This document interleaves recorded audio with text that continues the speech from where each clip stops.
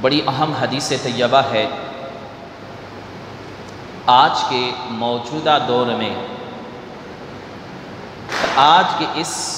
پرفتن دور کے حوالے سے یہ حدیث طیبہ ہر مسلمان کو یاد ہونی چاہیے اور اس کے پیش نظر ہونی چاہیے۔ ابن ماجہ شریف میں کتاب الزہد کے اندر حدیث نمبر 4345 حضرت ثوبان رضی اللہ تعالی عنہ روایت فرماتے ہیں، نبی کریم صلی اللہ علیہ وآلہ وسلم نے ارشاد فرمایا میں اپنی امت میں سے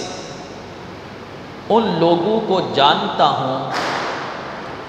کہ جو قیامت کے دن آئیں گے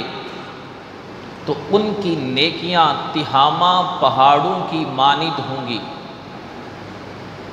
تہامہ پہاڑ یہ مدینہ منورہ کے پہاڑی سلسلے کے بڑے پہاڑ ہیں۔ فرمایا ان کی نیکیاں تہامہ پہاڑ کی مانند ہوں گی، لیکن اللہ تبارک و تعالی انہیں روشن دان سے نظر آنے والے غبار کے بکھرے ہوئے ذروں کی طرح بے وقعت کر دے گا۔ حدیث اس کو مفہوم کو سمجھیے کہ فرمایا پہاڑوں جتنی نیکیاں ہوں گی، مگر جس طرح روشن دان سے دھوپ آتی ہے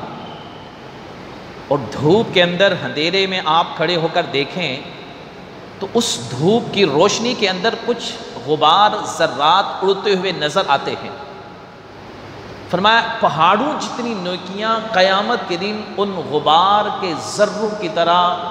بے وقت ہو جائیں گے، بے قیمت ہو جائیں گے۔ حضرت ثوبان فرماتے ہیں، عرض کی یا رسول اللہ صلی اللہ علیہ وسلم، ہمارے سامنے ان لوگوں کا صاف صاف حال بیان فرما دیجیے، ان کی حالت بیان کر دیجئے تاکہ ہم جانتے ہوئے ان لوگوں میں شریک نہ ہوں، تاکہ ہم ان لوگوں میں شریک ہونے سے بچیں۔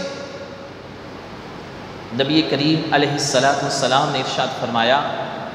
فرمایا وہ تمہارے بھائی، تمہارے ہم قوم ہوں گے، راتوں کو تمہاری طرح عبادت کیا کریں گے، لیکن وہ لوگ تنہائی میں برے افعال کے مرتکب ہوں گے۔ اللہ اکبر۔ فرمایا وہ تمہارے بھائی، کلمہ گو،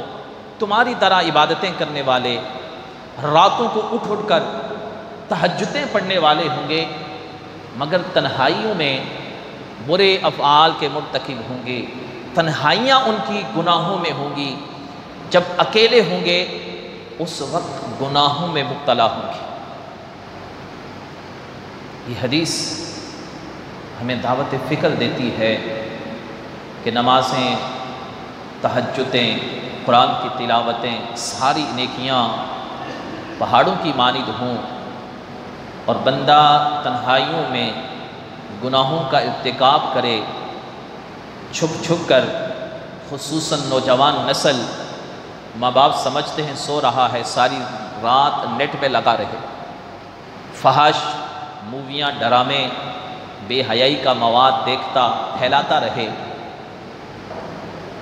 بظاہر نیک صالح بھی ہو، قیامت کے دن یہ نیکیاں تباہ و برباد ہو